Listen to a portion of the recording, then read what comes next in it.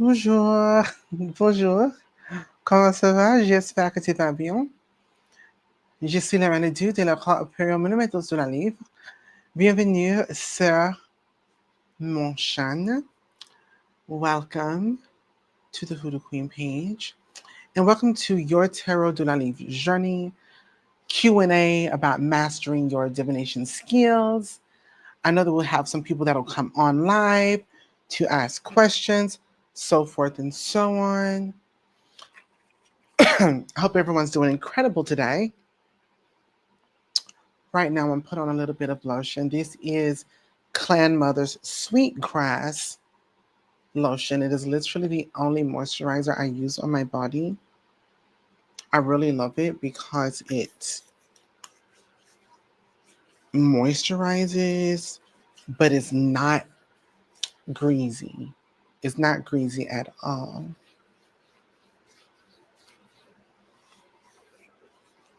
It's good to the touch. Definitely a moisturizer. It's not like it's not very silky, but you can definitely tell like um it is meant to not hydrate the skin because hydration is from the inside out, but definitely keep it moist and not dry. That is for certain. Merci. Thank you so very much. So, merci. Yes, the polka dots of it all. Yes, indeed. Hello, CJ, Aisha, Shane, Jennifer, Josie, Marie, Nguyen, everybody in the chat. So, again, I just wanted to come on today to discuss, your tarot journey, your tarot de la Livre journey. Um, I see a couple of you that are very, very, very committed to your daily pulls, your own personal daily pulls, your own personal, readings. And I want to communicate that it is so important to have those daily pulls or those weekly readings to sort of set you up for the week. But I do feel that a lot of times people don't necessarily value the readings. I think a large part of that is due to the lack of understanding in your reading. Um, I think a lot of individuals just know the definition, but really don't know again what the cards communicate. And with the doctrine of divination, I really break down. I really, really break down about communication because that, hello, David. Um, I do know how important it is. A lot of people stress throughout life. You're moving, life situation happens, you're stressed about it. Life situation happens, you're stressed about it. You know this life situation is coming, you're stressed about it. You don't know what to do. You don't know how to respond, how to react in those things. Or you feel that you don't. But I often communicate that when you know your ancestors, when you know, in fact, that they are guiding and protecting you, you have nothing to be worried about. There is nothing to fear. And I want to say this as well because it's it's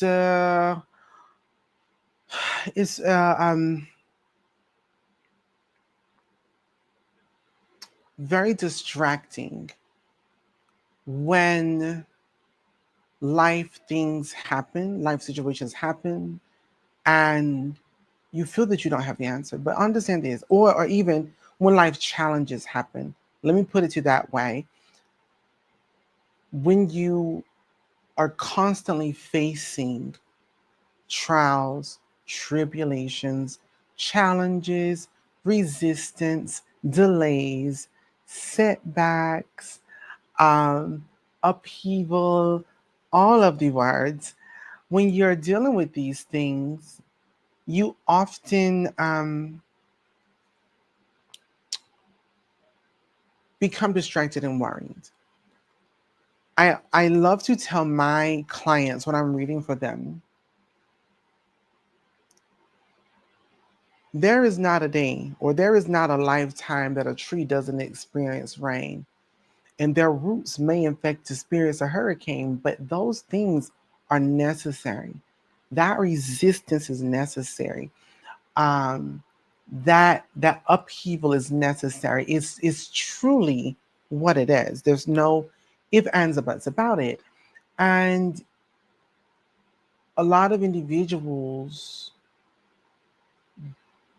would do better in these situations if you knew why you were going through them.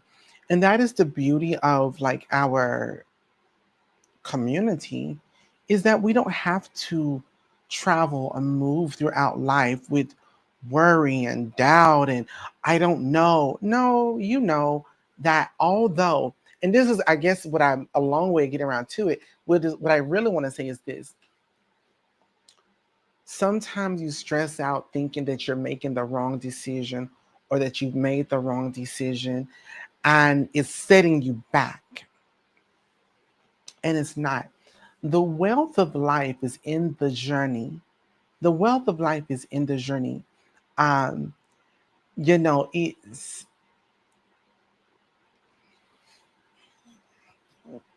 goes back to the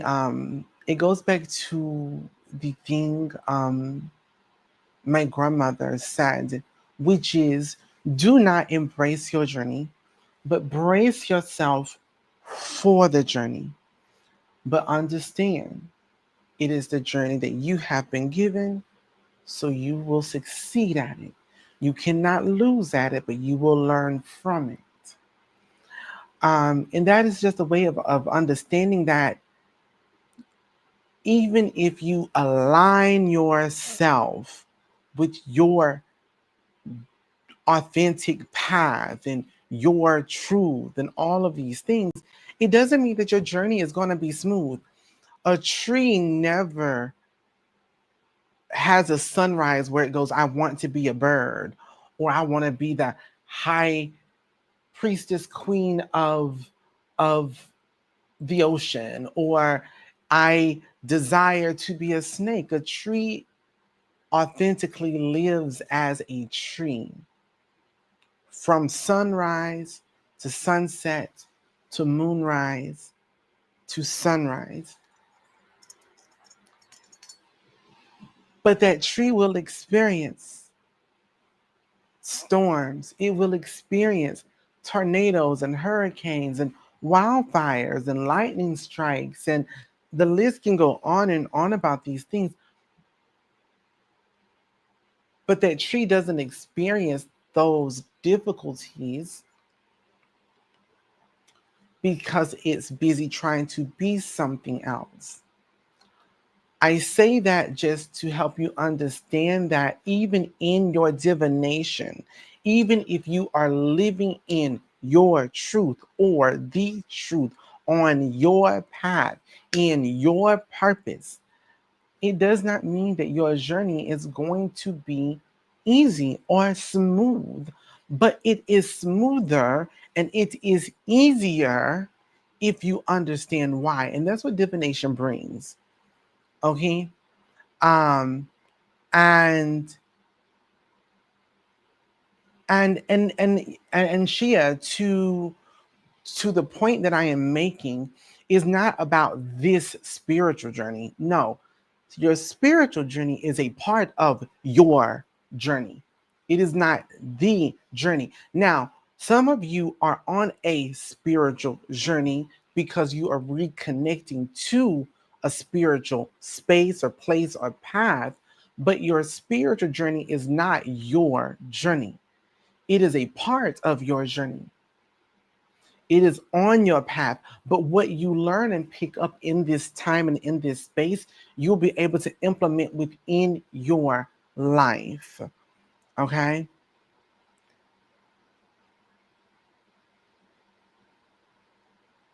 CJ said, I do a black mirror with your seer oil monthly, and it's heavy every time. Really puts the puzzle pieces together. Thank you, CJ. And I'll tell you, CJ, I'm going to tell you why I really, really enjoy you. I really enjoy you, CJ, because you've been with me a very long time, a very, very long time. And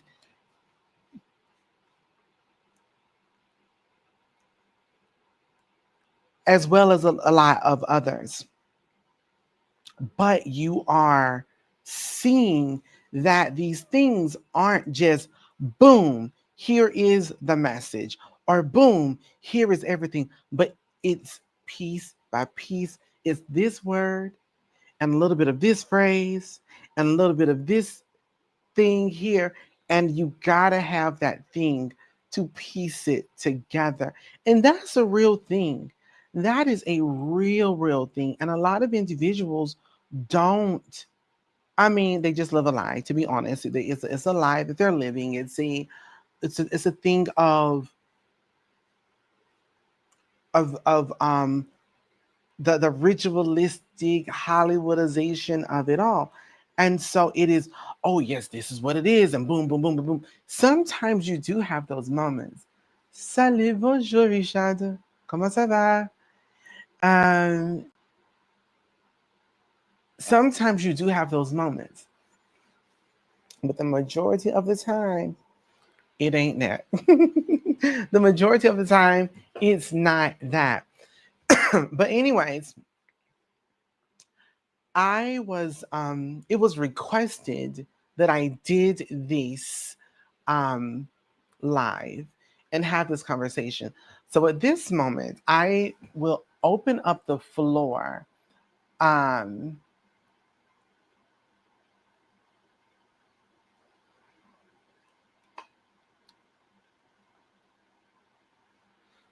to hello Nazarea. Hello, hello.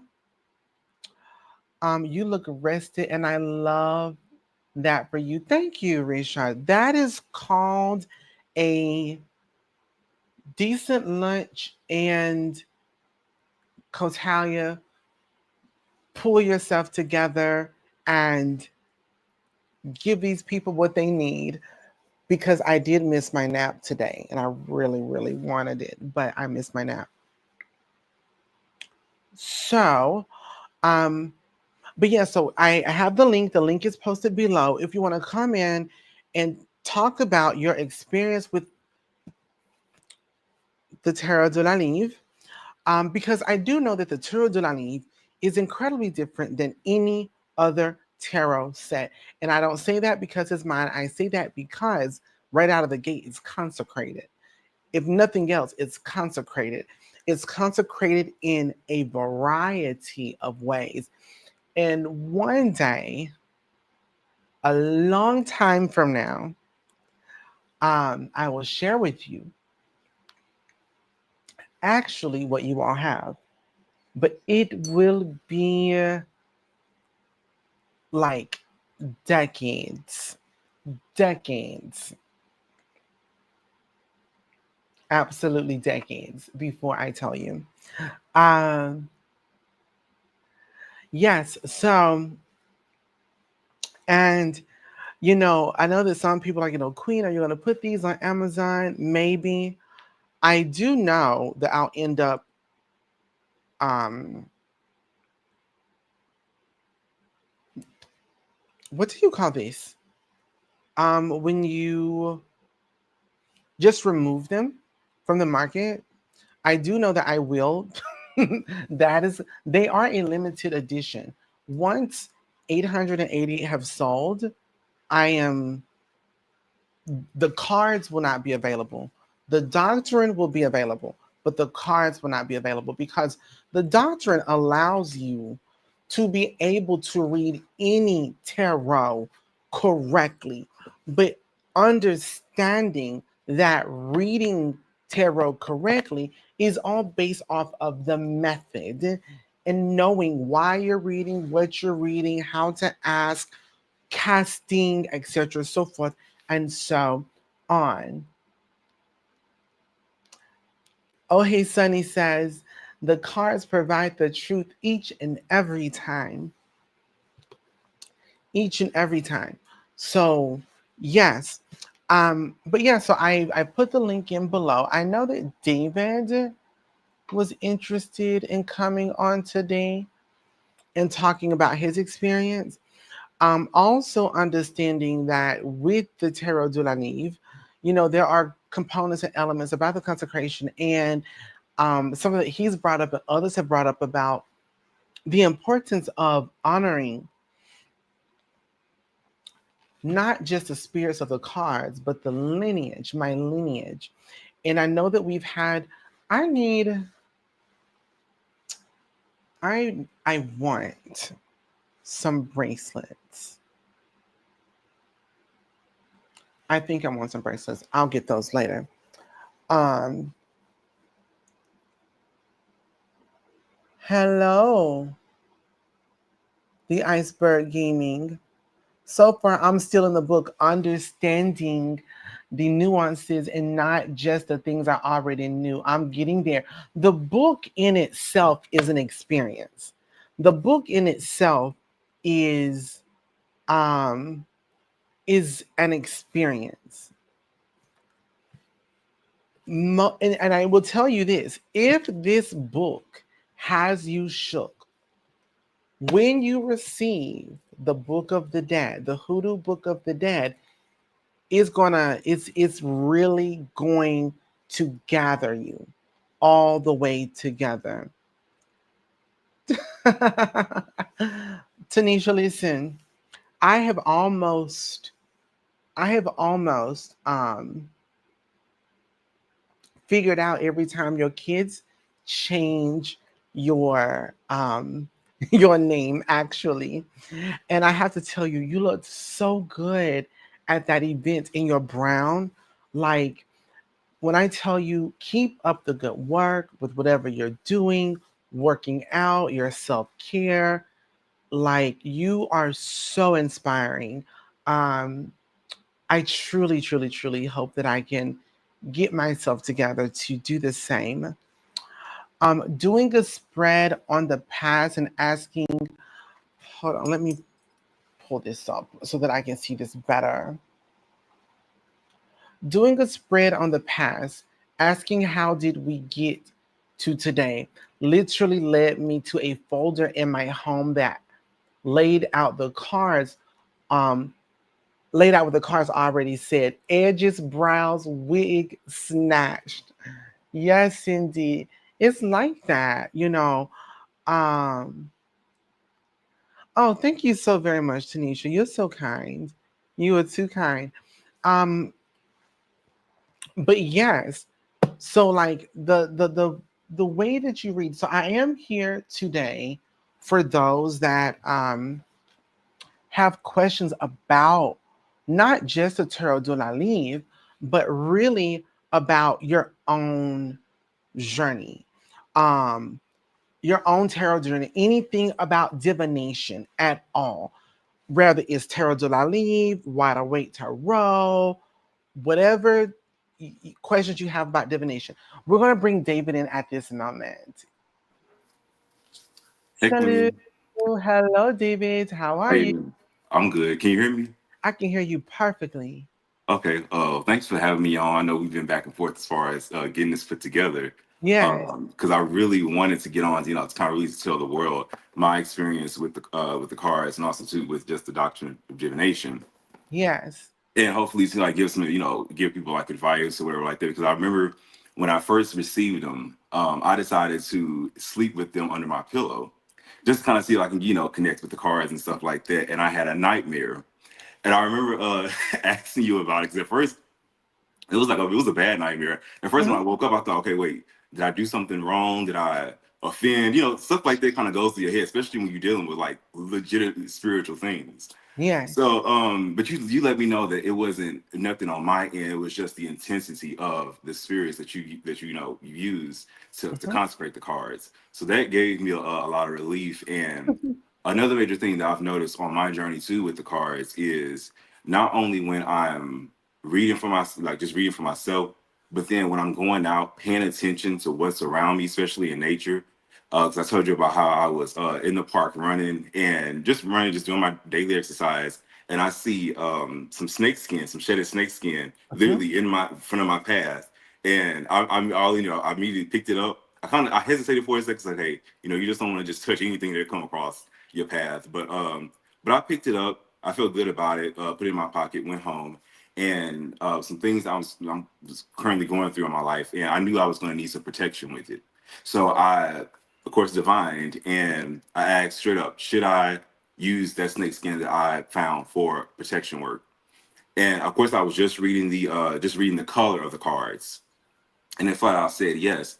But one of the cards that was on there was the card the Hound, which is of course an Imperial card, and I saw the of course the snake symbol on, and it Hmm. really kind of touched me too because now when I looked back on it, with the card of the Hound, the anxiety, kind of almost debilitating anxiety, almost like kind of makes you paralyzed. I knew that I was going to need that protection to kind of get me through what I knew I needed to go through. So that was one of the things that I found interesting out of all. I have several different cards. Uh, Yes, you um, have some of my first yeah, yeah. I still cards. have the Hoodoo Queen Tarot card. Yes, I have the indeed, playing which is the cards. first deck. Mhm. Yes.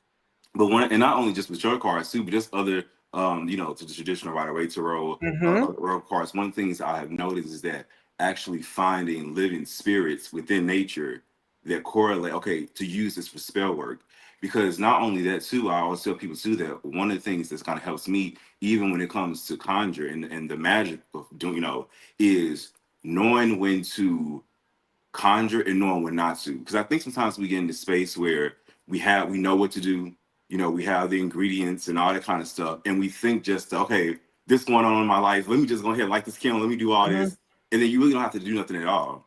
And I said my sister was she was applying for a job, and I knew that she really, really wanted. Sorry, Deanna, I ain't trying to tell your business, but I knew that she really, really wanted, wanted this job. So I divined, asked, pretty much, will she get the job? It said flat out yes.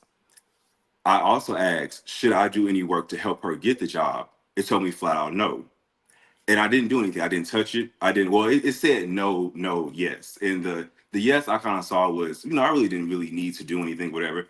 And she got the job. I didn't need to do anything.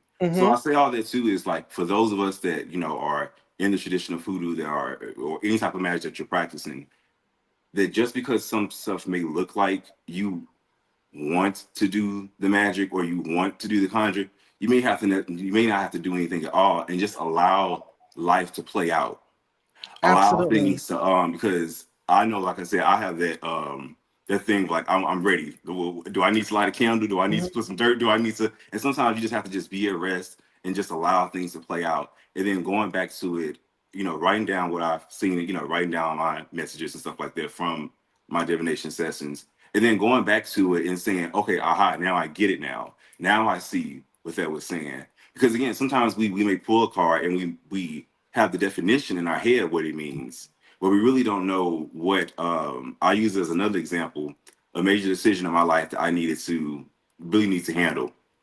So I divined, and it pretty much told me, you know, go ahead, make the decision. It's cool, but there will be some, you know, some challenges. Which I was reading the plan card verse, so it was the seven of clubs. Mm. So went ahead, made the decision. Was very hesitant, but I made the decision. I knew going in making this decision there will be challenges. So I already knew that. Made the decision. I did the complex cast of the sun the other day. I posted on my Instagram. I Mm-hmm. believe that you responded to it. Complex cast of the sun.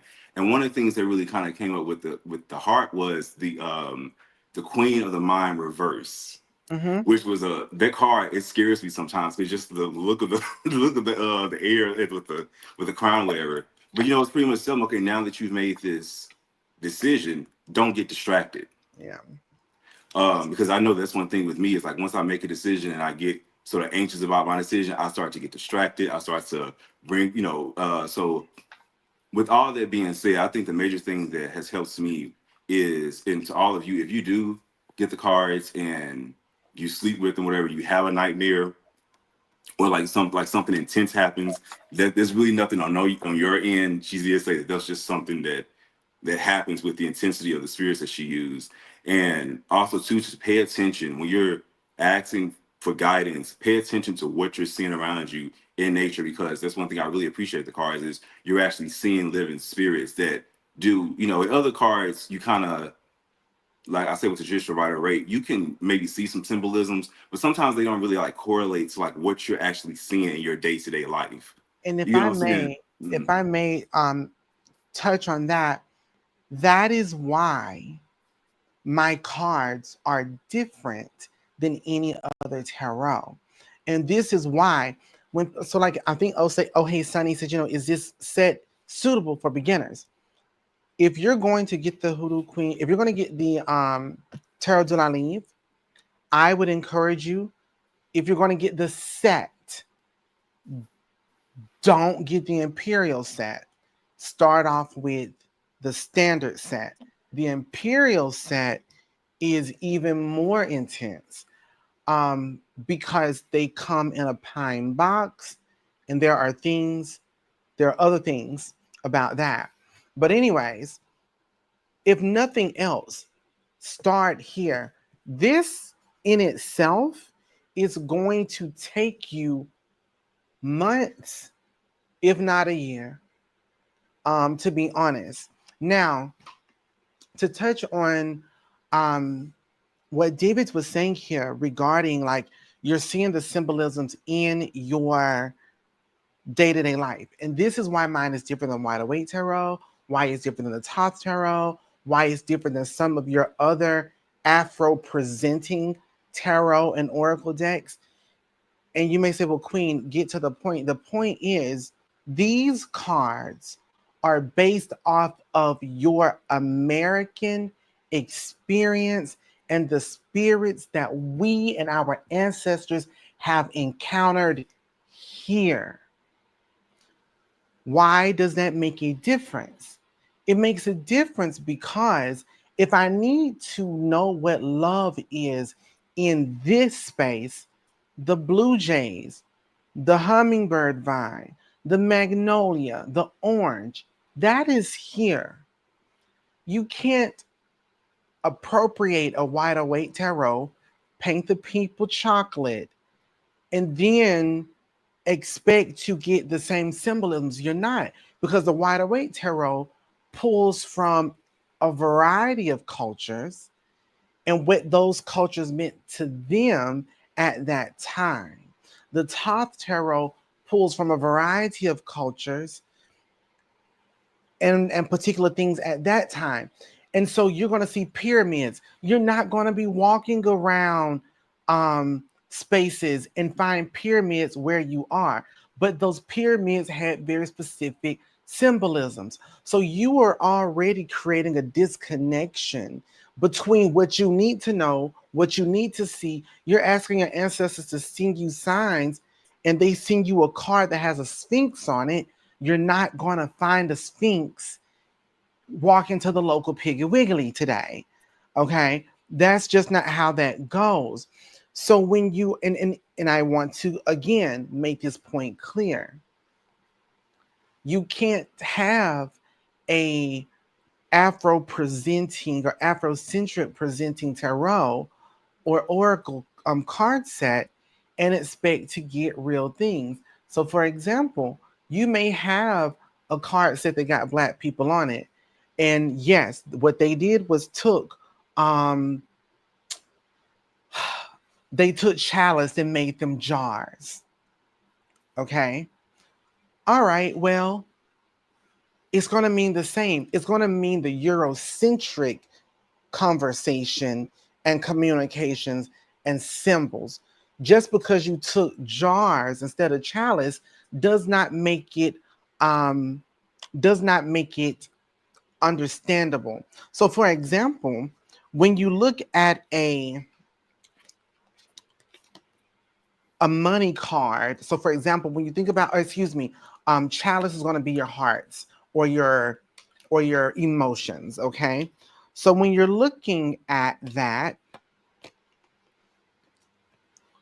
and I just want to show you because it's super important to understand the differences here. All right, that's cute. So the three of chalice pops up, and I pulled out the two, or the three of cups.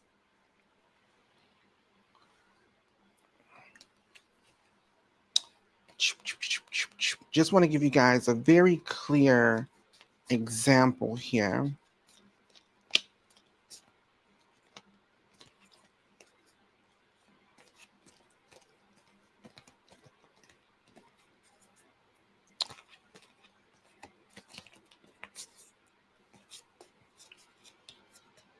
And a second, David, I want to talk about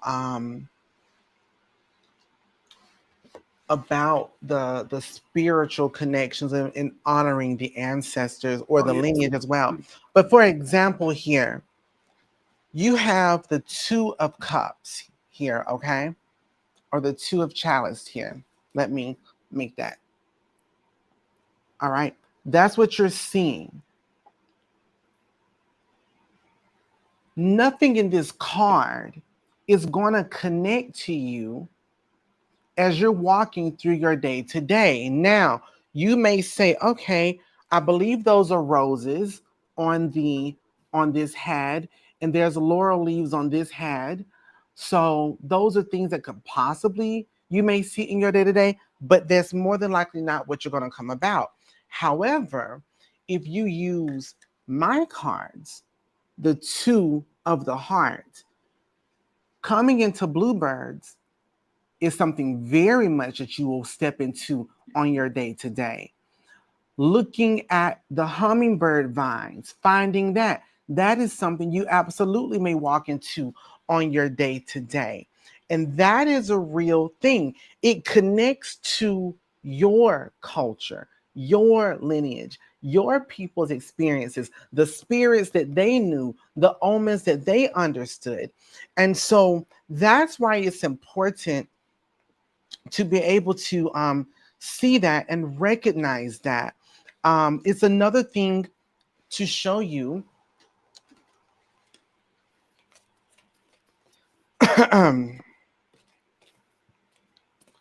Now, I just saw this card here a little second ago.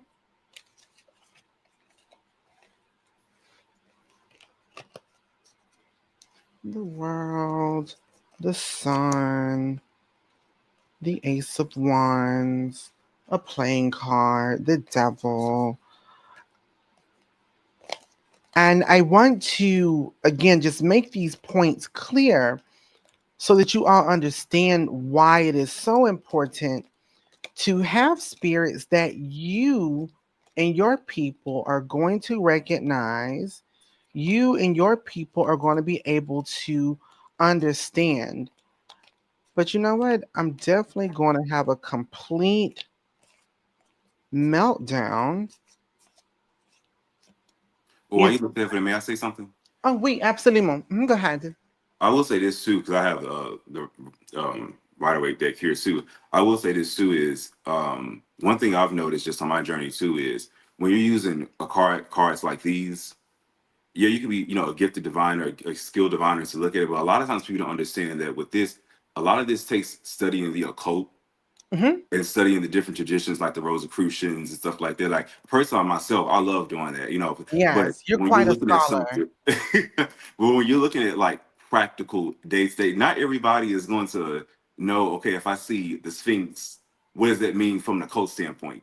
Like you Hmm. said, you're not going to really come across. You may you may like randomly see something like maybe on a product at the store or something like that. They may kind of give you, but Yeah. just to, like see it in the day to day life, you're not really gonna see it. So I will say this: there's a lot of things that people don't understand. Is like a lot of this comes from with the symbolisms in here and knowing, even if it's archetypal and or universal, it's knowing the pretty much the secret The societies and stuff history like and that the, yeah, that came out of.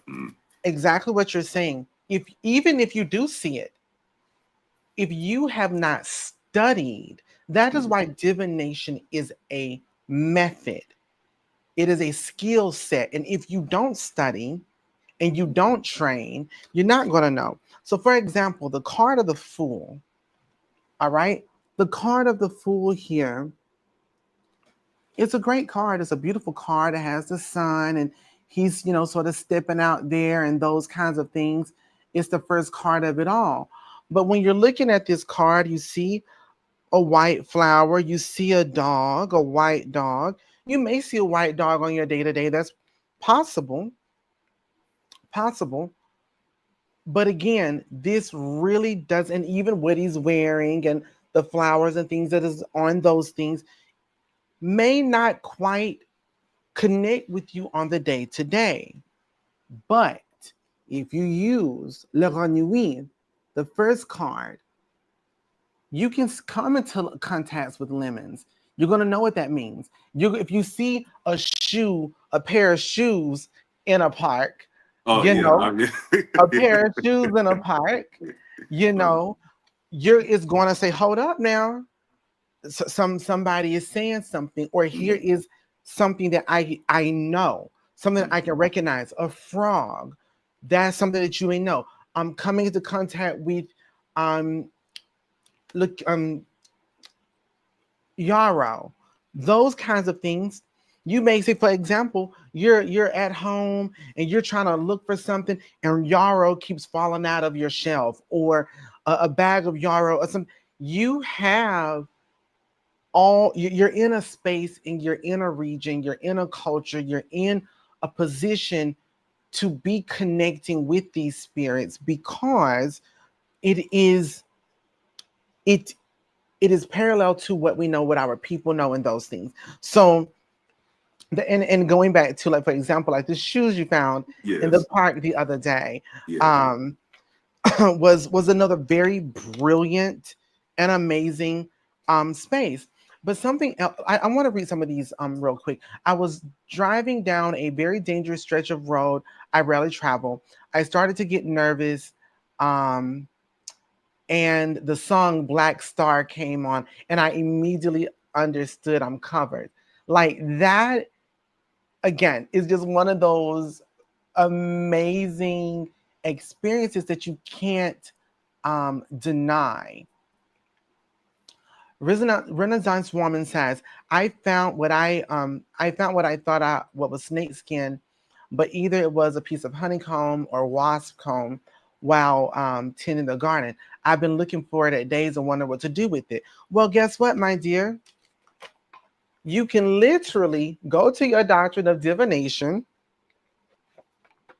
and you can find a card that actually has wasp on it or a wasp nest.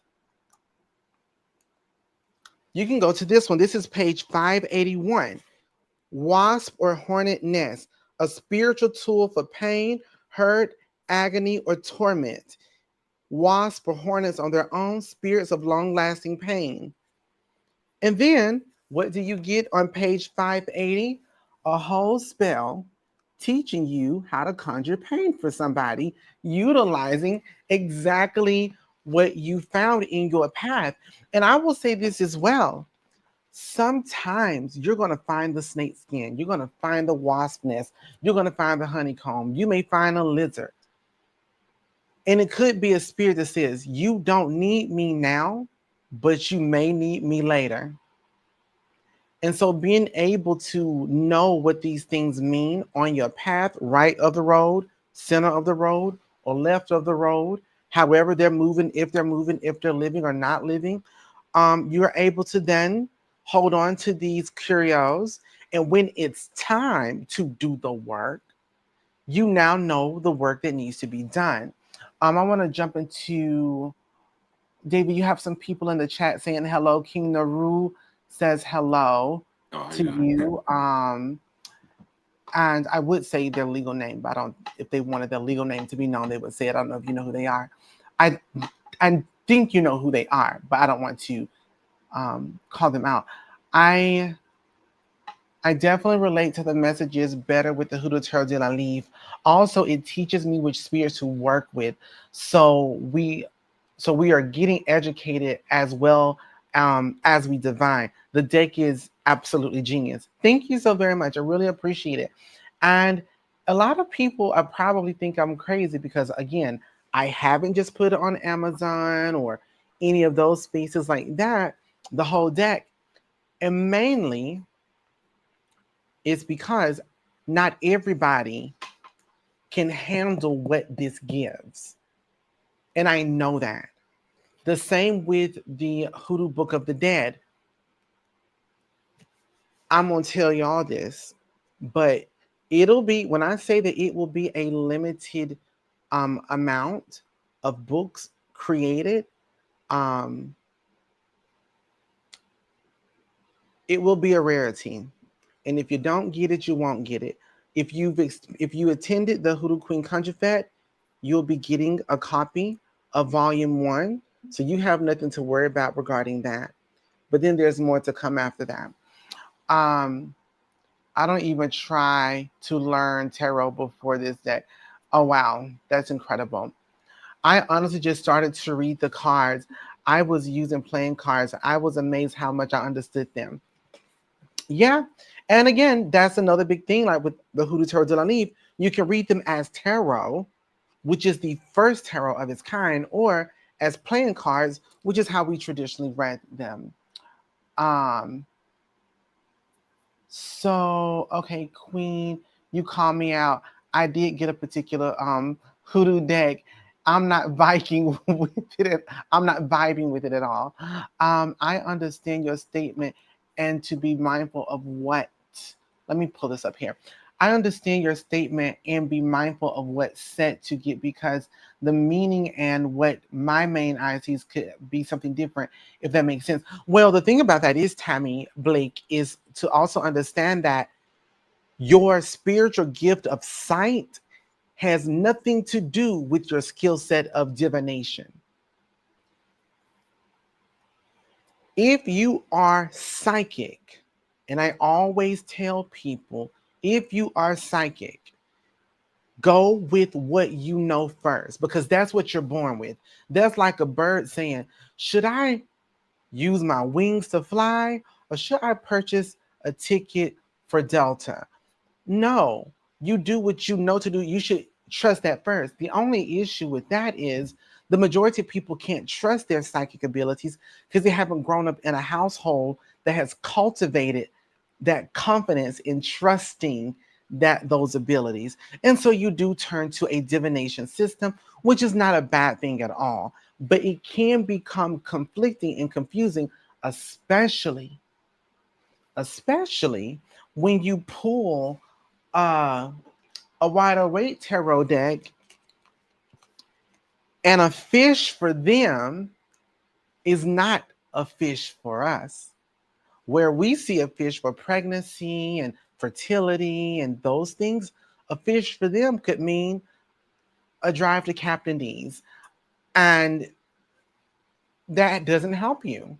So, and so if you have dreamt of a fish, Mhm.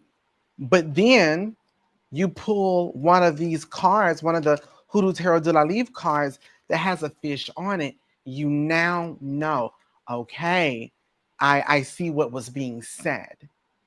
So that is something that's really important. Now, David, you wanted to also talk the about the importance of honoring Mhm. our lineage, the do not leave lineage. Mhm. Why did you want to speak on that part?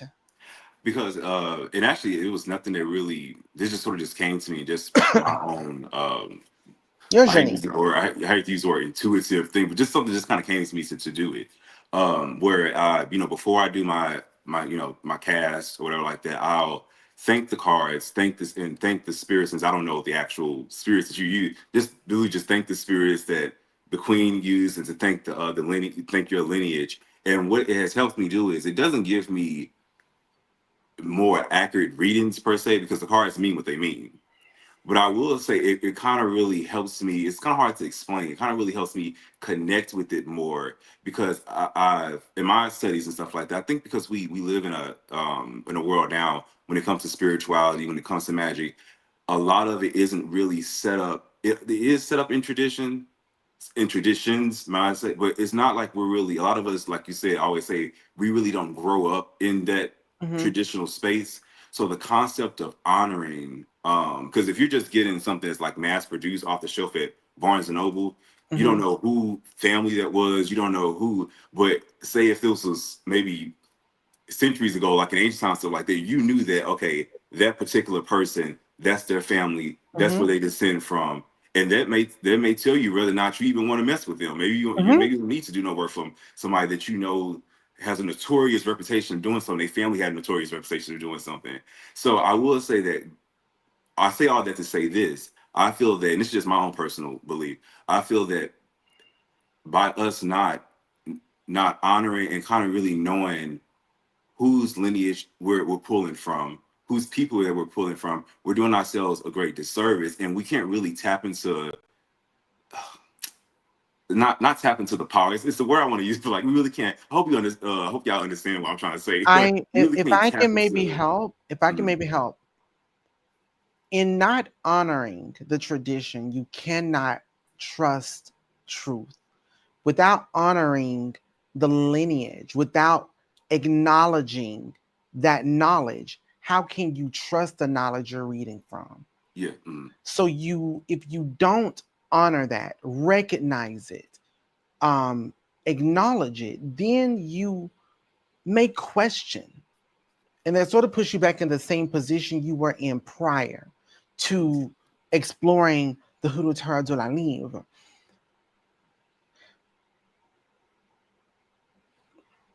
To your point, David, is your readings more accurate because you honor the spirits? Is your reading more accurate because you acknowledge the lineage? The answer is yes. And that is because the cards are consecrated. Mm. So when you build a respect with spirits, they're going to be more present.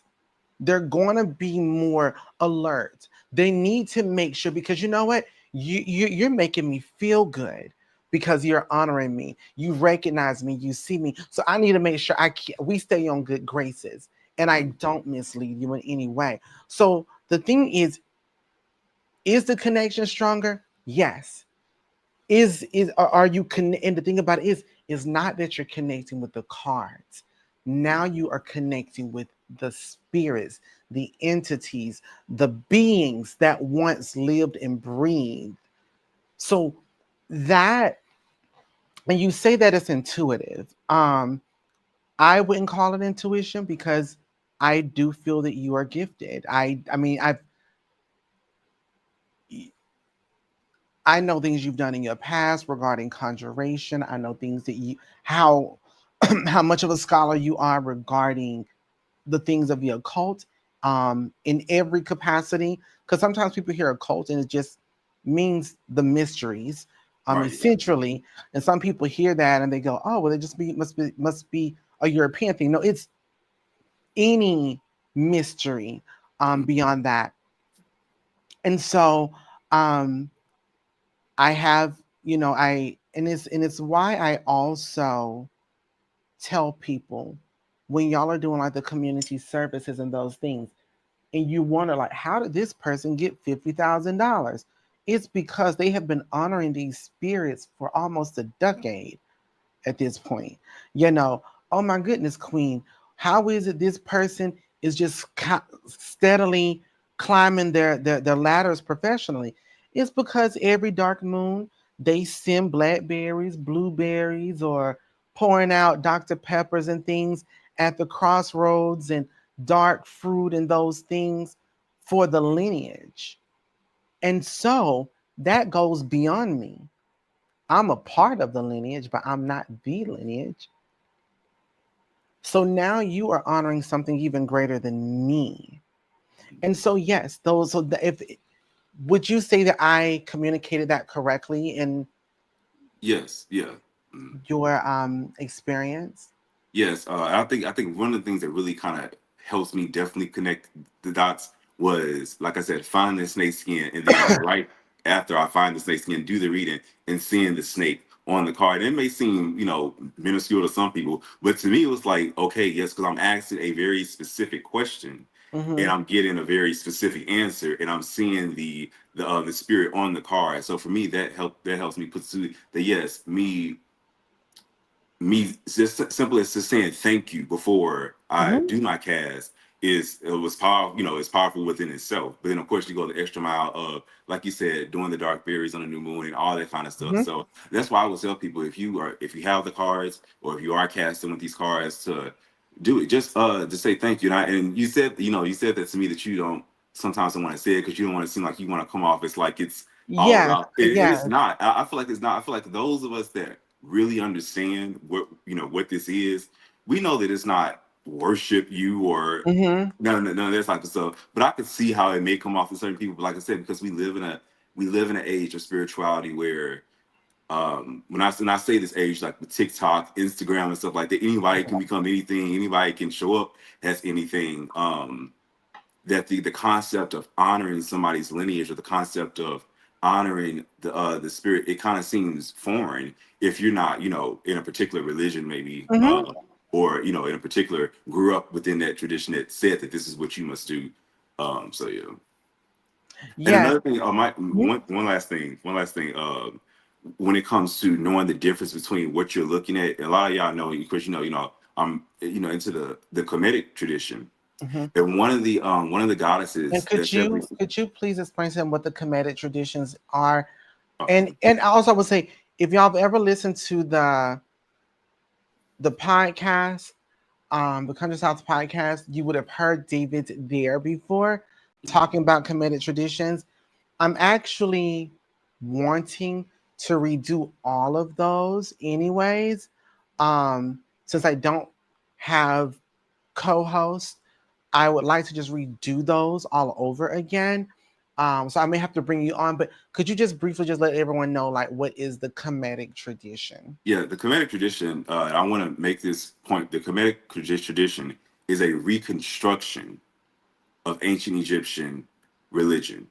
When we say reconstruction, it's because there is no um, lineage from ancient Egypt all the way down that kind of kept preserved. So what we're doing is we're looking at history, we're looking at what has been left, what has been found, archaeology and stuff, and we're reconstructing, putting together in a modern context the ancient Egyptian religion, as far as honoring the gods, um, things that we can do with, in our own homes, because of course we can't actually reconstruct and redo what they actually did in the temples.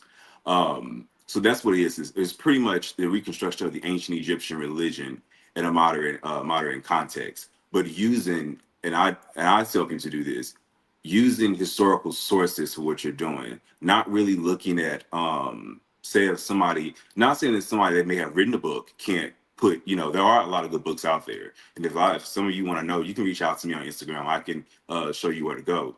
But really kind of sticking to the historical sources. Okay, if the goddess Isis was honored using this, and we have this today, just use that. You don't have to we don't have to, like you always say, make up in our head, or try to try to oh, I don't know what to do, so we just use this. Like, no, there are things to this day Mm-hmm. that you can find and use, that the ancient Egyptians would have used, ancient Kemites would have used to honor different gods. But the reason I bring that up is because in the Kemetic tradition, the vulture means something totally different than the vulture in hoodoo or here in the Americas. So I always tell, with me, I know how to separate the two. Okay, Mm-hmm. am I looking at the vulture from this perspective, or am I looking at Mm-hmm. the vulture from a Kemetic perspective? And it always kind of goes back down to like culture and tradition of what what you're really looking You at. have to And while some honor things might be culture. universal, not I'm finding in my own journey, while some things are archetypal and universal, no matter where you may be, sometimes that's overused. And I think that sometimes, I don't want to look at a vulture and it's literally telling me like death Generalize is it. coming. Yeah, generalize it. And I'm looking at this literally telling me like, oh, death coming towards you. But no, I want to look at it from the ancient community. Oh, that's the mother guy that's coming to nurture me and coming Mhm. to Yes, exactly. And so people have to, that is so, and I say it, I also understand that people want to fight me about it. Um, but if you don't honor culture, you cannot operate in truth. And that's why the majority of people here, not here, but your spiritual entertainers and influencers, they create these worlds and these paths that actually is about idolizing them. They're there for the likes, they're there for the super chats. They're like, I don't even, if super chats are sent, great. If super stickers are sent, wonderful. But I'm not out here requesting them. I'm not showing up for them. I'm not out here saying, well, I'm the biggest, I'm the baddest. I know who I am. I don't have to, I mean, I really don't.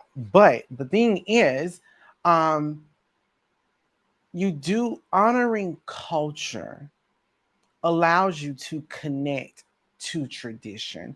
And if you connect to tradition and you honor culture, you'll find that value. And in the Tarot de la Livre, I communicate. It's about what you ask and how you ask it. It's about which perspective are you looking? Am I looking at it from a Kemetic tradition, Ifa tradition, Hoodoo tradition, Vodou tradition, Sangoma tradition, Stregas tradition, Kimbuaka's tradition, Obia, depending on where you are. And that's why you really need you. That's why you can't generalize things. And this is why you also end up confusing yourself. And that's also why when reading these cards, the Rider Waite Tarot, people like, well, I I'm an intuitive psychic and I interpret this as I you don't need to interpret anything. These symbols on this card mean what they mean from a particular time, from a group of people, point blank period. These cards mean what they mean. Point you don't have to interpret anything. You don't have to suggest anything at all. They mean what they mean. And yes, to even further communicate, like I don't talk that much about, for example, like the dark star in the Hoodoo Tarot de la Livre and the honoring of that. Because again, we already live in a space and time where people are very self serving. They've created these spiritual spaces where it is all about a very self serving response. But if you honor tradition, then you should honor the lineage first, as David does. Um, and there are things that we do every dark moon. There's things that are done every December. There are some things that are done every August. But these are very specific things, not again to idolize the person, but it is to honor the lineage. It is to give acknowledgement to your blessings. That's why I tell people, like, honestly, if you have been blessed by me, sending in a testimony would be great, would be wonderful. I don't need it, but it does show, you know what? I'm not sticking around because she's just making me feel like a goddess and a queen. But no, it's because my life was saved, or my father's life was saved, or I was able to get this raise, or I was able to move out of the situation. I'm no longer homeless in those things. So giving, going to the crossroads on a dark moon and putting out some blackberries says, thank you all for giving Queen what you have given her so that I may be blessed. Thank you, this lineage, for the Tarot de la Livre, because without it, I may have been in a very bad space or whatever. And so But I don't talk about those things just because, again, I don't want to ever come across as I need to be worship and idolize and those things. Um, there are, and I have to just be honest, we do have a dark altar that is done in our family that essential are all the things that I've already talked about. If you can't do things at the crossroads, or if you don't want to do things at the crossroads, you can set up a space that does honor the lineage. I don't talk about that. There are those in our family that have these spaces and they go to these spaces. And so when they need something, they go to these shrines. That is a real thing. We even have particular spaces in the cemetery that you can leave dark fruit and those kinds of things for the exact same thing. I don't communicate those things just because I find I am more fulfilled by empowering you, because that allows the traditions to live on within your lineage. And if you find value in that and you have been blessed, then you may also say, you know what, Queen, if I see you as my queen, if I see you as ma reine, if I operate with you being that spiritual pinnacle in my life, then we should have the discussion of these are the things that are done on a new moon. These are the things that are done on a dark moon, and those things. And it's just that simple. But I just don't talk about it because I don't want people to be like, oh my gosh, she's idolizing herself. And who is she? Don't make me make time and find out. Okay. But let's see what the people are saying here. Um, there's a lot. See, that's real um because so much of committed religion have gone through interpretive lenses of Western or um Eurocentric cultures. Yeah. Eurocentric cultures. Absolument. Um, I've heard of ancient Kemites traveled to West Africa. Is any of that true? I would say so. And the only I say so, I would say, I will say this. I will say this. I don't know if that is true, but I will say that the introduction of East Africans and West Africans is absolutely a thing. You know, I don't think that that is too far from a stretch, as I know that, for example, like my mother's lineage stretches to Kemet. Like that's where um it is like the North Sudan, Somalia, Nubia, ancient Nubia. Nubia. Yeah. Yes, I think actually on the genetic thing it says Nubia. So, or like Sudan and Nubia and those things. So, Mm-hmm. um, which were the ones that were the actual Sure, ones yeah, that all right. created the pyramids, All right, you yeah. know, Yeah. and influenced, Egypt in that way. Um, so I would definitely say that interactions may have happened. David, do you know if the Kemites There traveled is to West Africa? evidence. Yeah, there is evidence of a cultural continuity that we see going along the Nile Valley into the what they call the Sahara Desert or the Sahel, their region into West Africa. You even get certain tribes that are currently residing in West Africa that say that they originally were in Kemet or the Nubia area or the Nile Valley area. Because we got to understand that the Nile Valley area is a large piece of things. So it's not just Egypt proper, how we think of it today. We Mhm. have to be very careful when we're using modern day geographical to political things to talk Yeah. about the ancient world. It really didn't exist like that. But you do see there is evidence of a cultural continuity that stretches from the Nile that went into West Africa and back and forth. People did travel back then, so we have to Mhm. understand it between Are ancient there any Egyptians. are there any archaeological links between ancient Egyptian and some of the Western tribes? In my personal opinion, and this is Queen with an opinion, Mm. not fact. But with what I know of West Africa, I would almost say no, just because their traditions have withstood time and still very much as Yes. they have always have been. Like the evidence is there. But there's something else too that I also want to like bring up is that like people really, I'm gonna just put it to you this way, not to offend you, David, and Uh, not even my mother's lineage, mm, but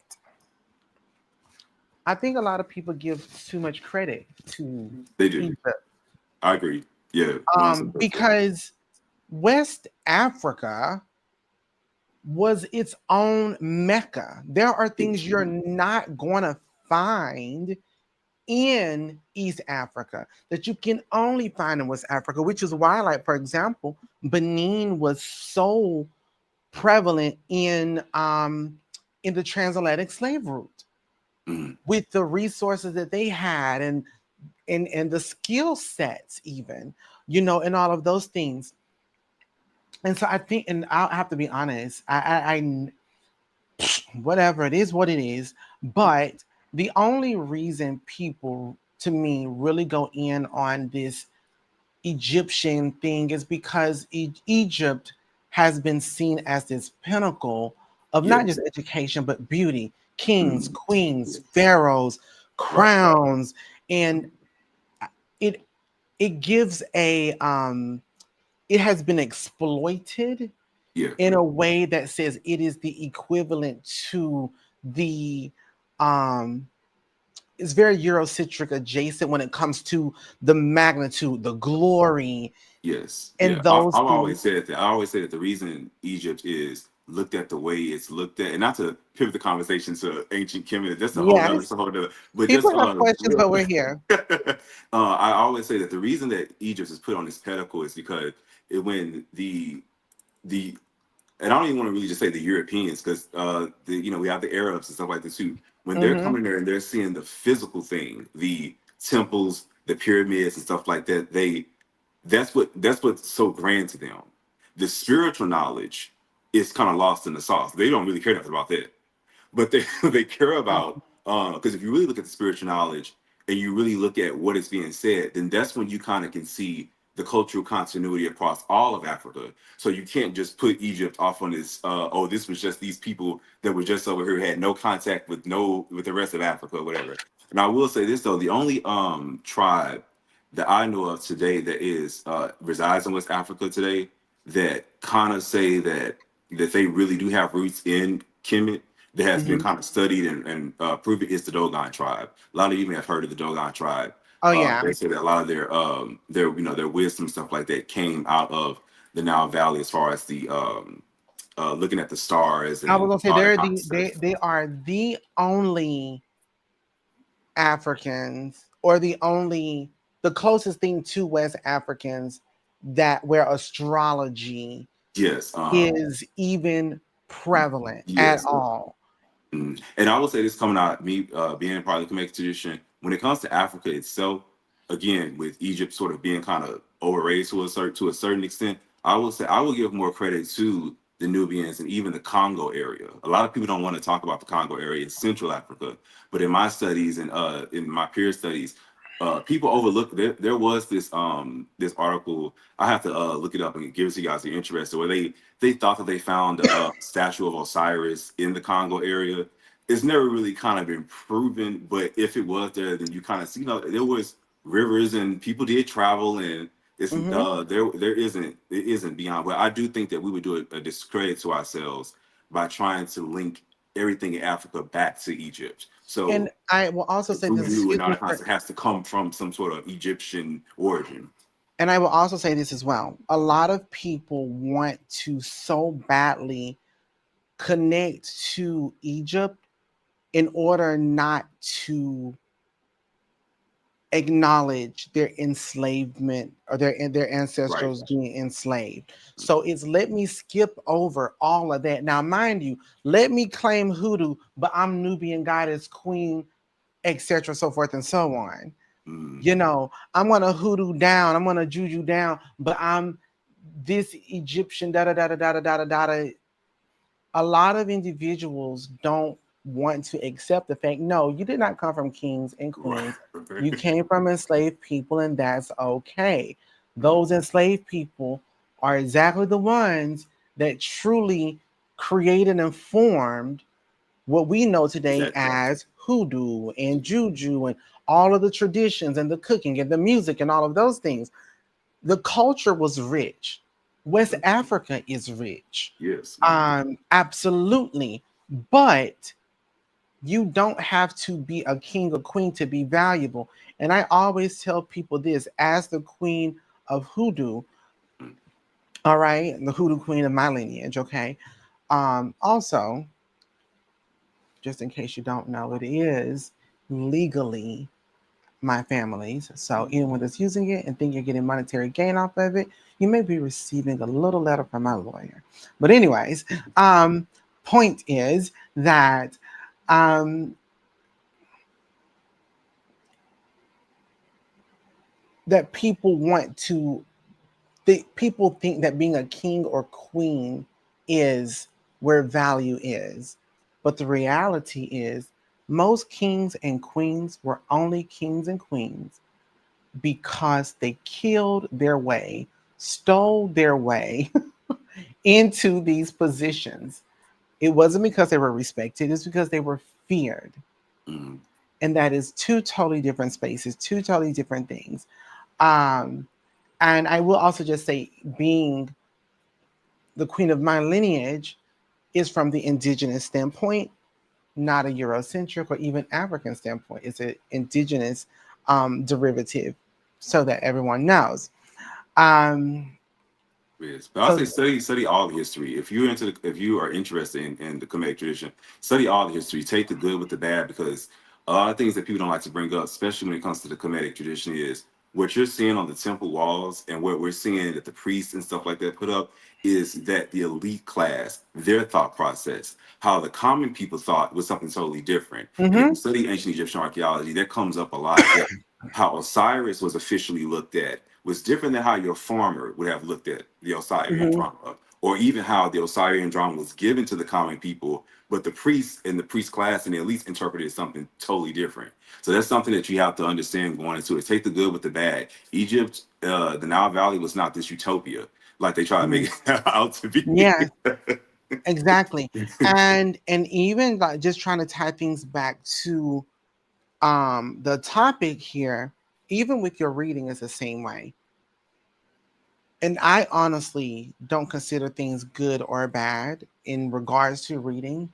I find that the information is necessary. Yeah. Mm, However, it comes, whatever you're studying, as you're studying your skill set through your divination, it's important to understand because some people as well want to do your divination in the space of reading for your own interpretation, your own perspective, so that it is more of a narrative that relates to you and so that it doesn't have a, well, I'm just going to think about it in a positive way. mm, No, if you see there's danger present, that's not negative, it's necessary so that you can prepare, mm, you know. Um, and so, and then the same thing with a blessing. Just because it's a blessing doesn't necessarily mean, or just because it is something that seems to be um prosperous doesn't necessarily mean it's going to be the best thing ever.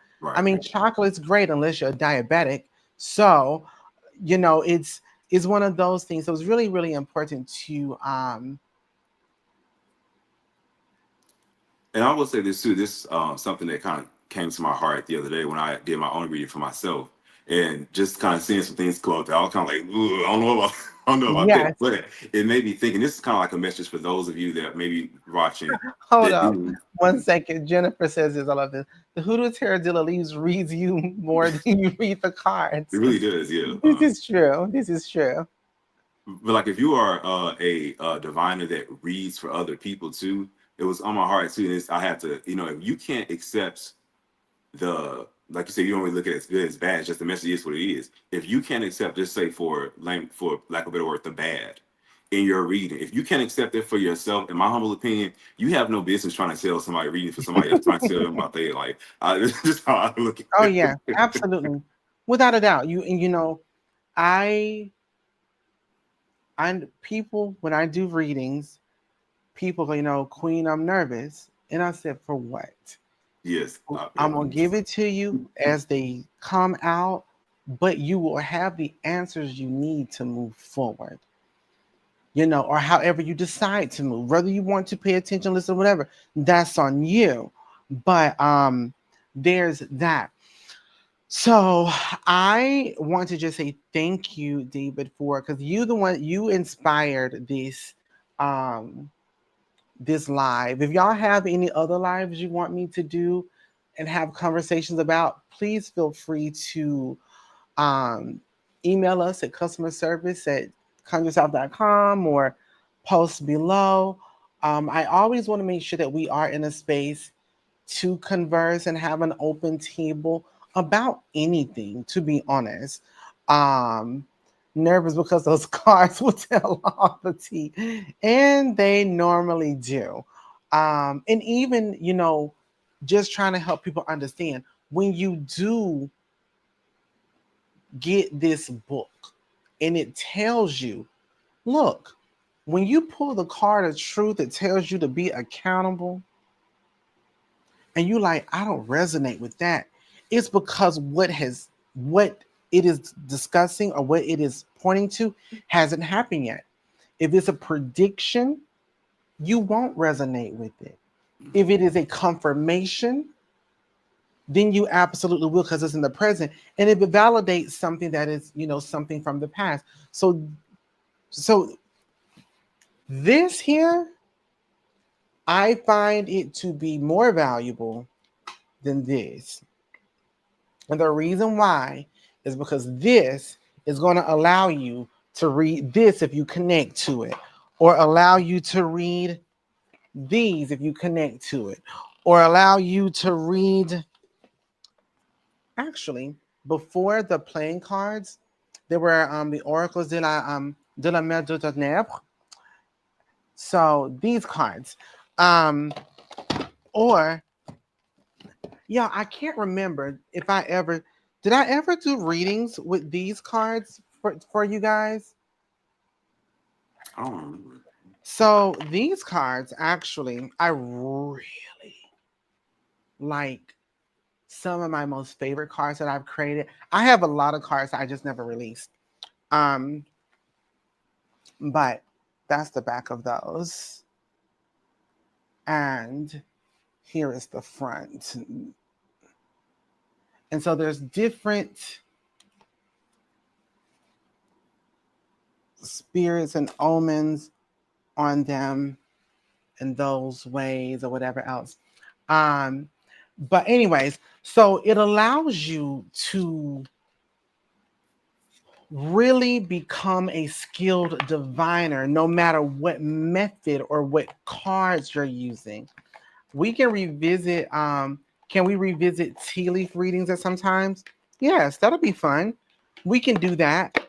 But if you remember in the Institute, one of those key things that we talked about when it came to the tea leaf readings is if you don't know these spirits, you're not going to be able to recognize the images in the bottom of your teacup or your coffee cup. So if you don't know that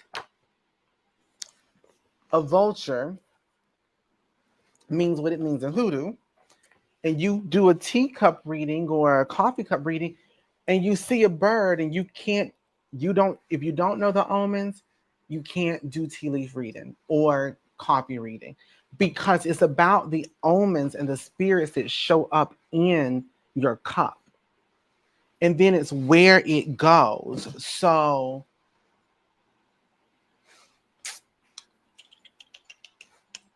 I'm gonna just grab this bowl here to just show you a little example.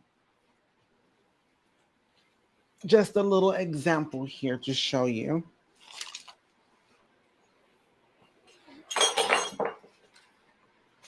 So, for example, if this was your teacup, where it falls from here to the outside matters. So, does the vulture fall here Or does it fall here? Or does it fall here? You know? And then it's what's also in those spaces. There's quadrants and all of the things. But that is something we absolutely can do. That's not that big of a deal. I don't know if I want to, I don't know if it's worth the discussion or more so a class that needs to be had.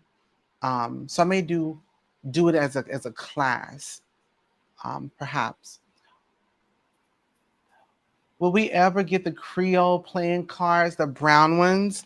So those are,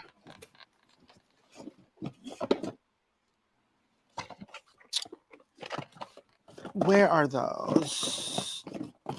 I don't think I have those in this box. No. No, I don't have those in the box. Probably not.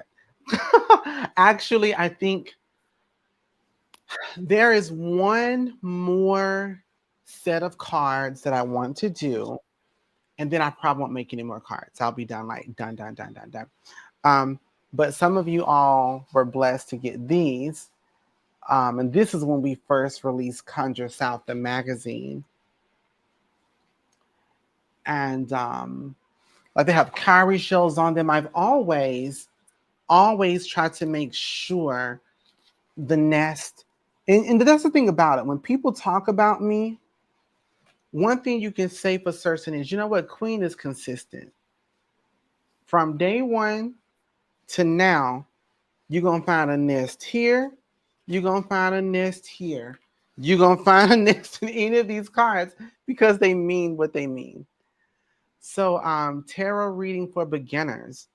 I tell you, it's a conversation we can have, but honestly, it starts here. It really starts here with the doctrine of divination. That is truth.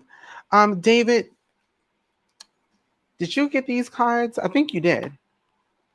No, I didn't get those cards. I You didn't have get these? the original Hoodoo Tarot deck, Hoodoo Queen Tarot Yes. deck, the Could black you show the ones. people the original one? The what now? I have the original, like those black ones, the original The black black ones. ones. Yes, you have the Yeah. black ones. I Mhm. wasn't sure. You have. Oh, here are the Creole cards. So David has this deck. Yeah, I have those. Yeah. Yes, Mhm. you have this deck. And then here are the Creole playing cards that I created a long time ago.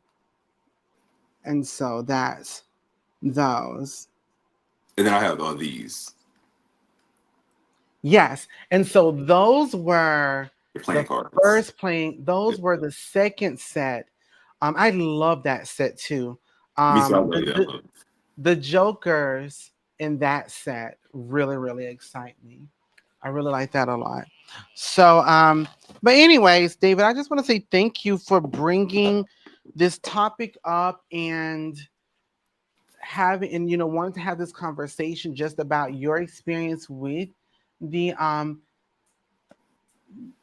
is what a prerequisite for the institute limbs are changing, pardon. If I could get the essence, I'd be grateful. Yes, I think indeed. it's tarot card reading for beginners a prerequisite for the institute. Oh, no, it is not. It is not. That is not a prerequisite. We'll talk. I think we'll do institute talk next week, and I may do open enrollment starting next week, next Sunday perhaps. To do interviews, to do interviews. So yeah, voila. Anyways, David, thank you so very much. Cause it's almost graduation time. It is almost graduation time, and we're doing the retreat, the $42 retreat at the beach and at the bayou and at the beach, bayou. We're going to the bayou and the bay. So we're going to be dealing with all of those spirits there. So, and we'll be sending out an email about addresses and all of those things. But thank you all so much for watching today. Thank you again, David, for bringing this topic up.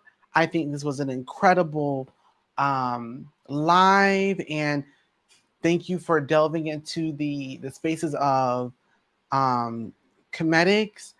And yeah, so no, tarot card reading is not a prerequisite. No, that is not a prerequisite.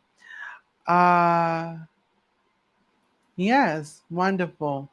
Well, David, is there any last remarks you want to share here at Um, all? Or Nothing really. I think the next one you should do is dive a little bit more into the spell work part, because I have done some of the workings in the and it really helps me out a lot. I actually have one of my favorite ones is the head washing to kind of get some clarity. mhm. That's something that's really helps me out a lot in my life. Oh, wonderful. Thank you. So, And that's another thing too. If you get the doctrine of divination, it is beyond divination. It is tarot, it's playing cards, it's spell work. As I showed you guys earlier. Um, oh gosh, look at this one. I just have the most fun here. The six of the heart, and you will see the different omens here talk about spikes and those things, but spell work here, laying a target to rest, laying a target to rest. And so it breaks down how to use these spirits in this working, so it's all of those things. But thank you so much, David. This was a pleasure.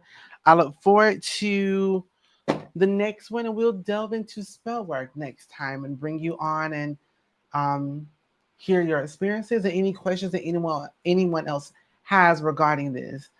Um, Chastity, Chastity, the one. Can I cast before finishing the book? You can. You may not understand what you're reading, but you can. Um, I wouldn't recommend that you do that. I would recommend that you read it through first and then cast. and that's coming from someone who has the set. That book is gonna rock your world. By page 21, you will have to sit it down and take a week or two off, especially if you put the cards under your pillow. Yeah, you have to be careful with that. That should not one person, not one person has said that they it was like Queen. I have been up for like 3 nights with different dreams and being like these spirits are just coming. I'm like, I know. Mm, yeah. This was magical. Thank you both. Much appreciated. Merci, Josie. Merci beaucoup. Well, y'all have a great one. Y'all be blessed. And child, I want to be read a sample of it. Absolutely, Mom. Y'all have a great day. Thank you so very much, David. It's been a pleasure. Until Thank next you. time. All right, bye bye.